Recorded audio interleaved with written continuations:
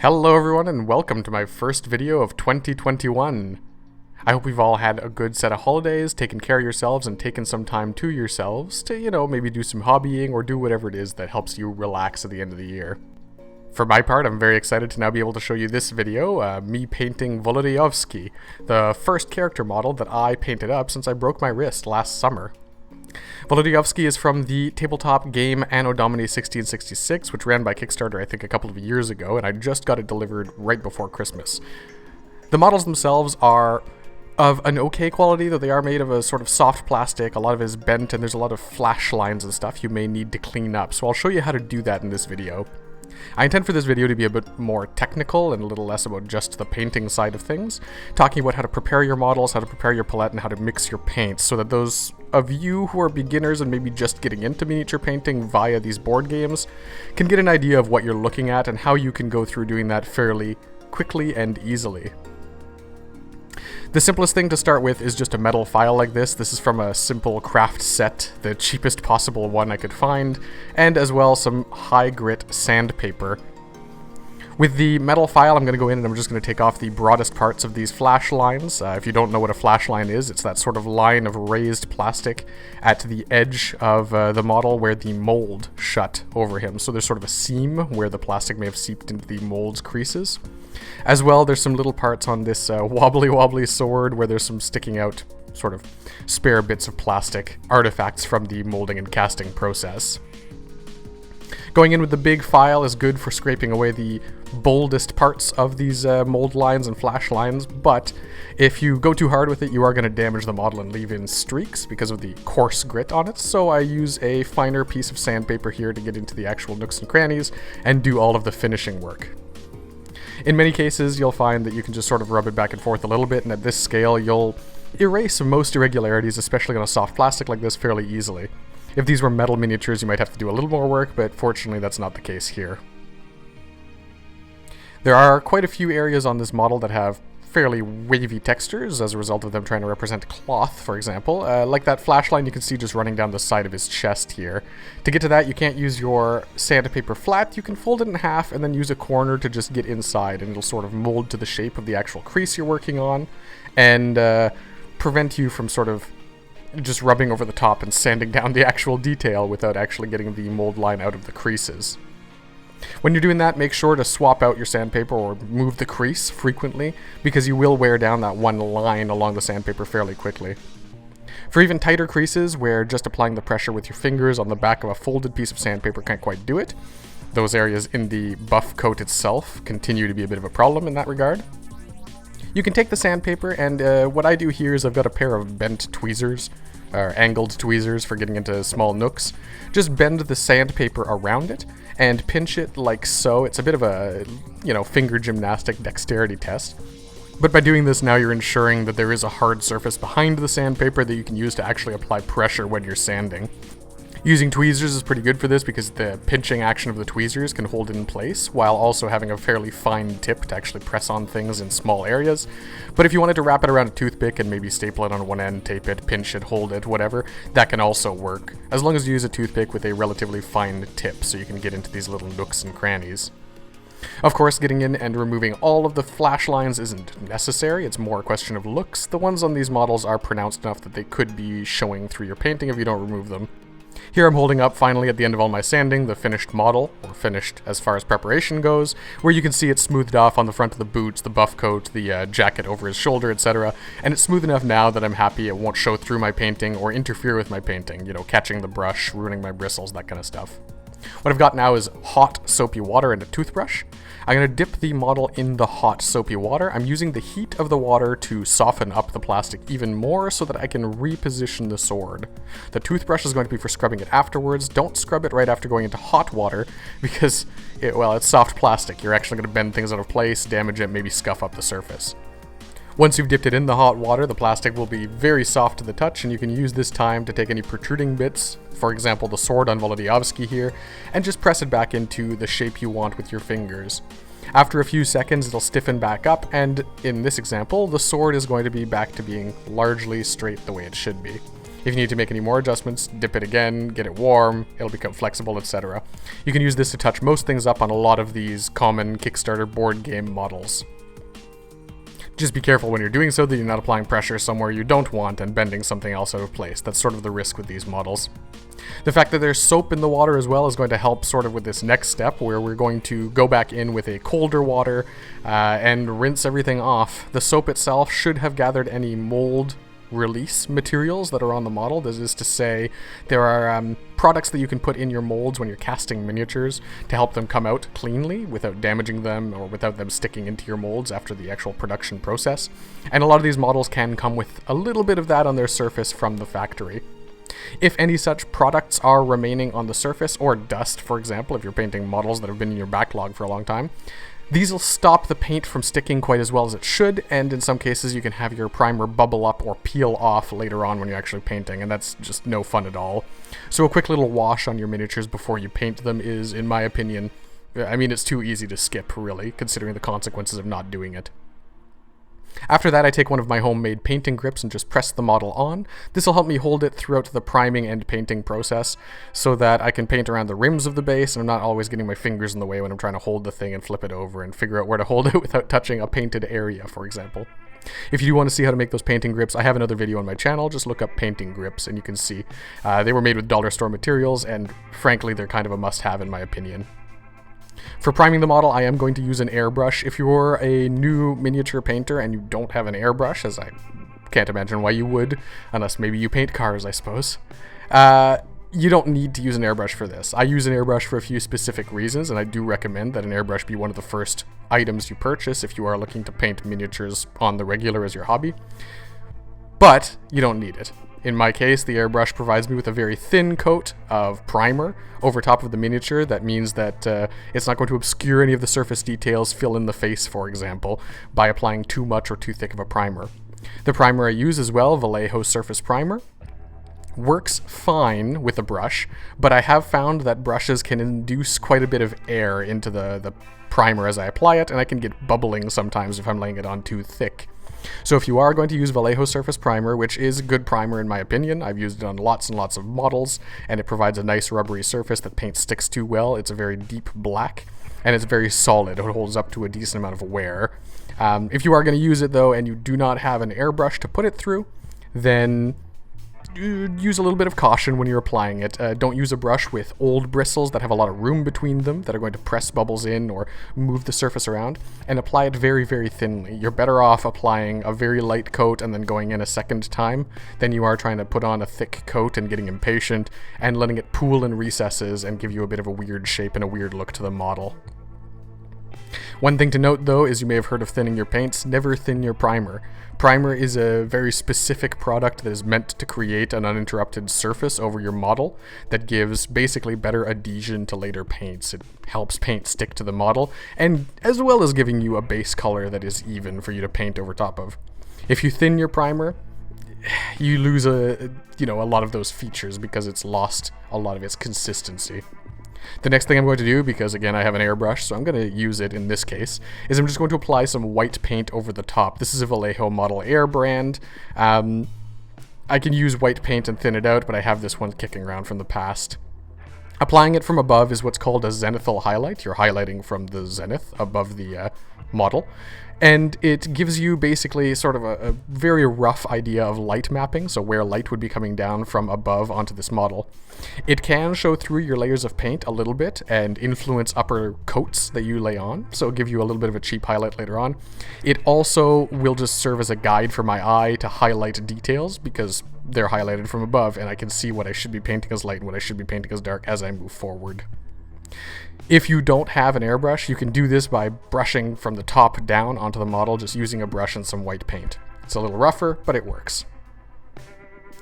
Before you actually start painting, it's good to have a reference photo. Fortunately, because this guy is part of a board game, there are cards that contain the statistics for all of the models, and so I can take a look at that and get an idea of the colors that are supposed to be used. Wołodyjowski here is an exercise in brown, but a lot of that brown I'm going to be mixing from scratch. I do want to go over how I lay out my palette. This is my wet palette. I do have a tutorial on how to lay out that guy as well, using all dollar store materials once again, if you do want to do the same. I'm going to be using all Artist's Loft acrylic paints and Dr. P.H. Martin's India inks for doing this.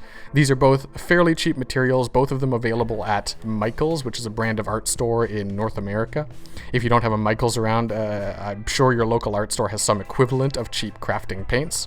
But Michael's has the advantage of having okay quality stuff with frequent coupons, which is why I shop there quite a lot.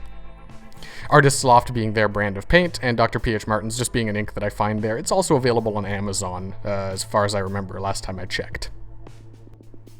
I wanted to linger on the palette a little bit to emphasize that laying out your colors in a logical sense can be just as important as actually mixing and painting with them.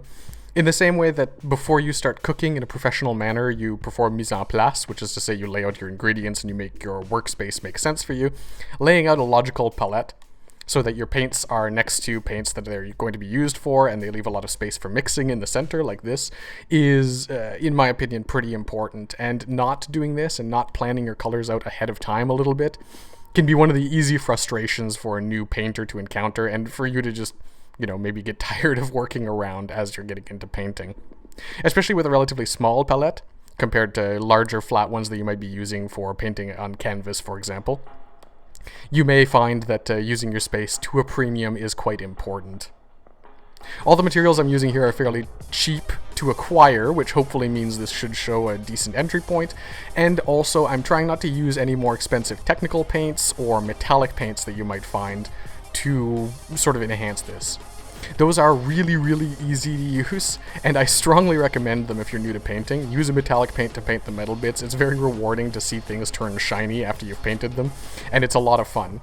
That being said, I want to try and take 2021 as an opportunity to increase my skills as a traditional painter, and so I want to be able to paint more and more without the use of these and more with just using color to indicate things the same way I would if I were painting with oil paints.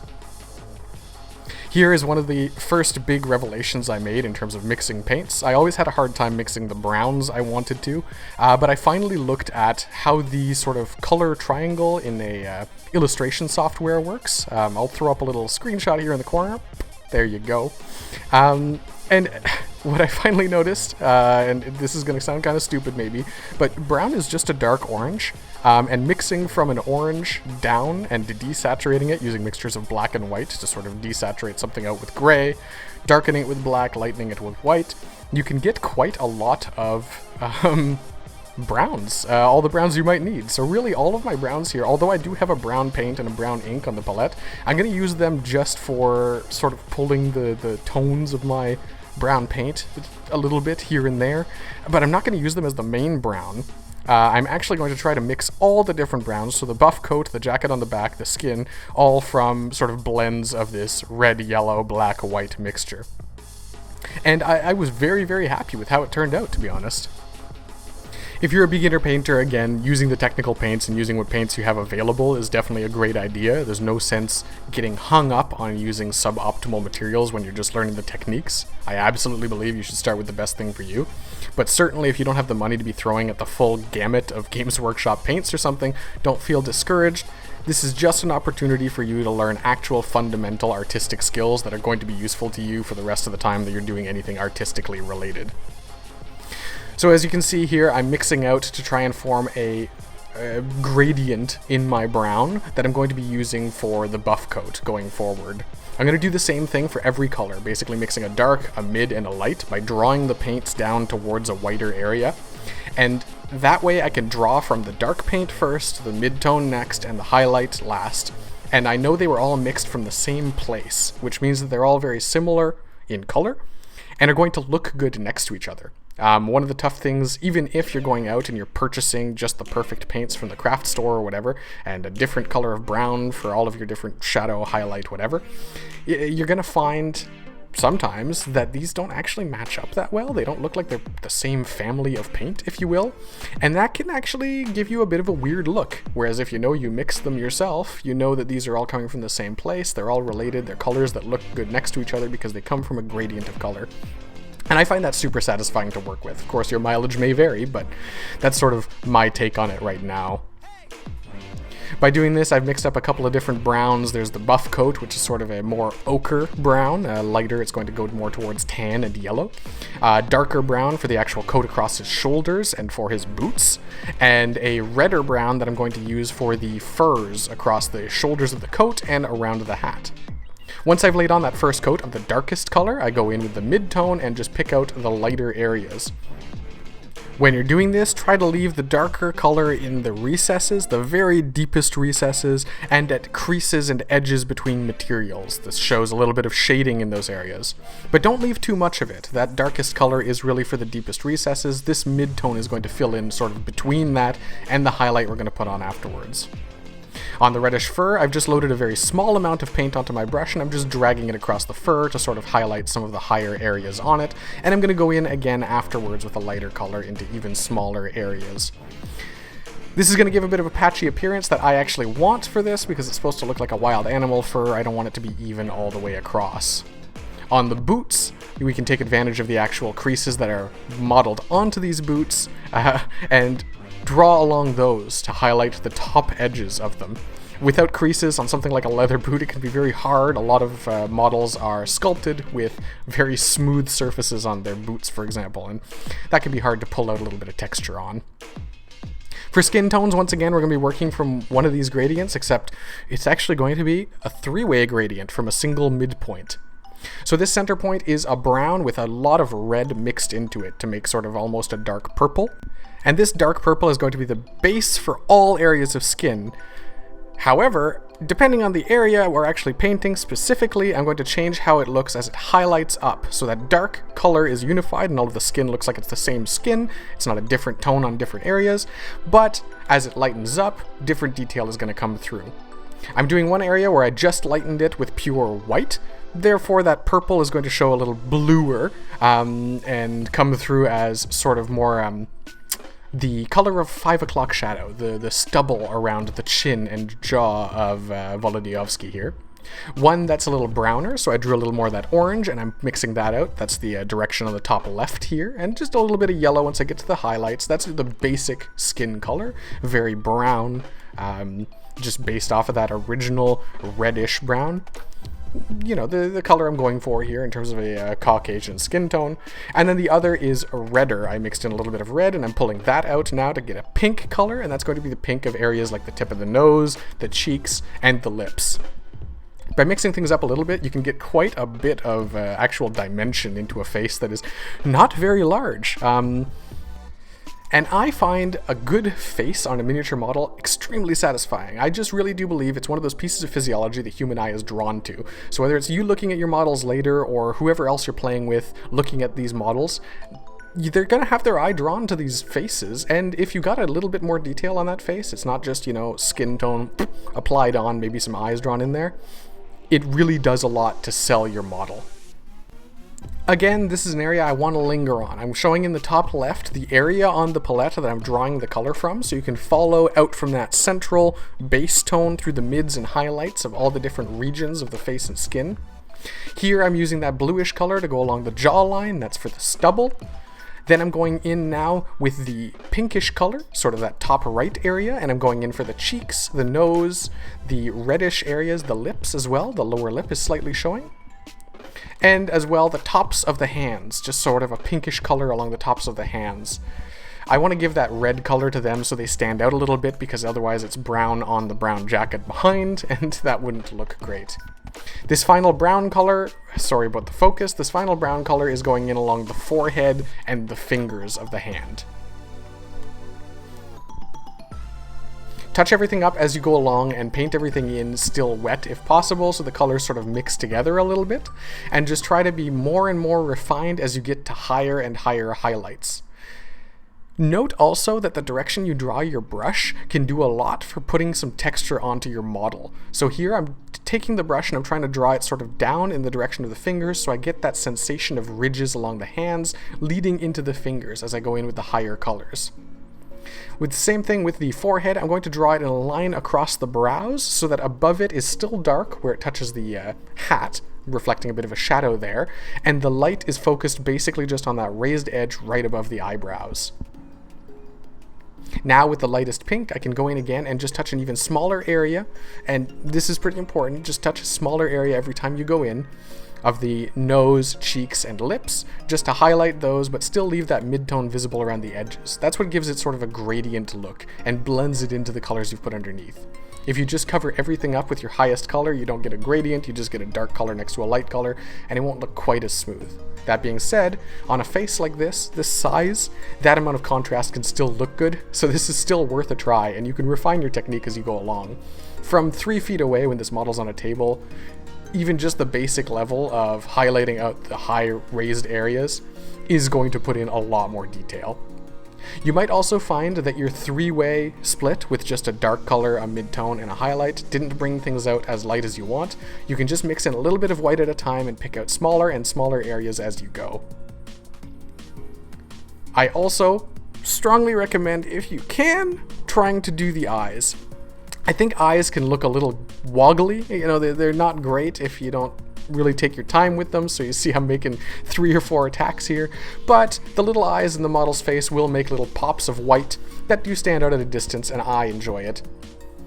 The face is really where I spend most of the time on a model. Everything else is just sort of, I'll do it, it's fairly easy, large flat areas, fill in some color. For finishing touches on Wołodyjowski here, we've got black trousers and a black ammunition belt across his chest. His actual belt is also black. Painting black can be a little difficult because once you highlight black, it's no longer black. Highlight it with a darkish gray just to give the impression of a lighter color there, and then try to keep that to the edges. For example, on the ammunition case, I just did the top corner where the light would catch it, and none of the rest of it. This can be used to separate out areas, so where the flap of the ammunition pouch touches everything else. And after that, it's black, it'll do. For the actual chain he's using to connect his jacket, I went in with brown, yellow, and then some little dots of white to get the impression of maybe a gold or brass chain. And for the sword, I went with a dark gray overall with a lighter gray on the areas that are facing upwards. It's not my favorite part of the model. It was a little simple. I tried doing something a little more complicated with reflections, but A, it was such a small area, and B, the sculpting has some ridges in it that made it fairly difficult for me to work around, so I didn't bother with it too much.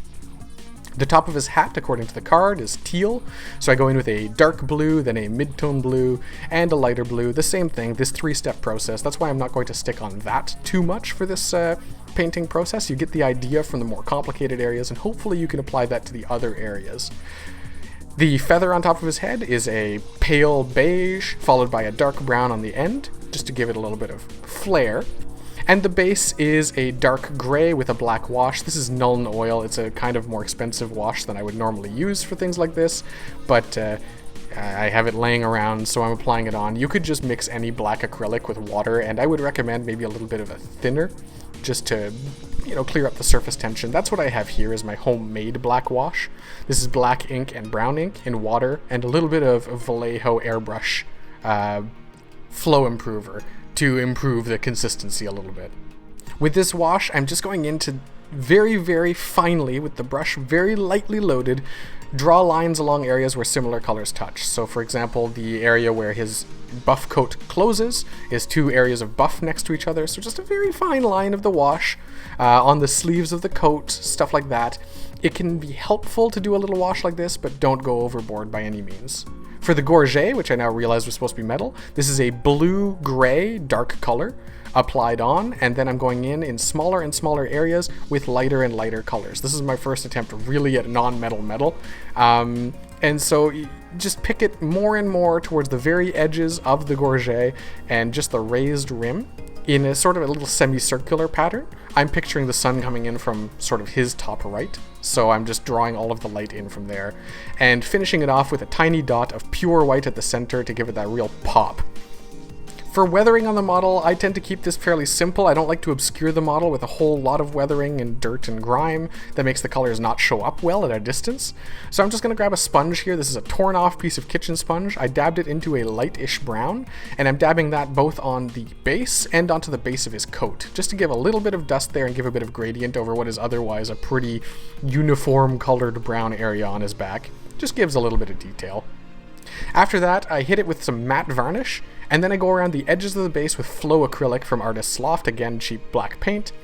This stuff, the flow acrylic's pretty nice because once it lays on, it smooths itself out fairly naturally. Flow acrylic meaning that it flows better. It's a little more liquid than normal paint. So I rub that around the edges, and finally I come out of it with a finished Wołodyjowski that I am extremely proud of. The Gorget in particular, I haven't really done non-metal metal effects, which is to say painting metals with non-metallic paints. But the Gorget really sells when I look at it from a distance, so this was a big achievement for me, really. I'd never tried that before.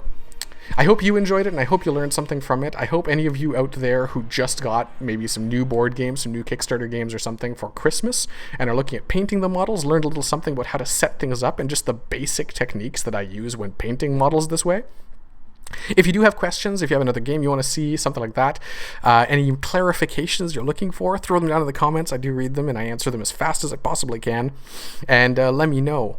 I'm also on Instagram. If you do want to follow progress, I post semi-regularly on there. I'm on Facebook. I post updates infrequently, but occasionally there.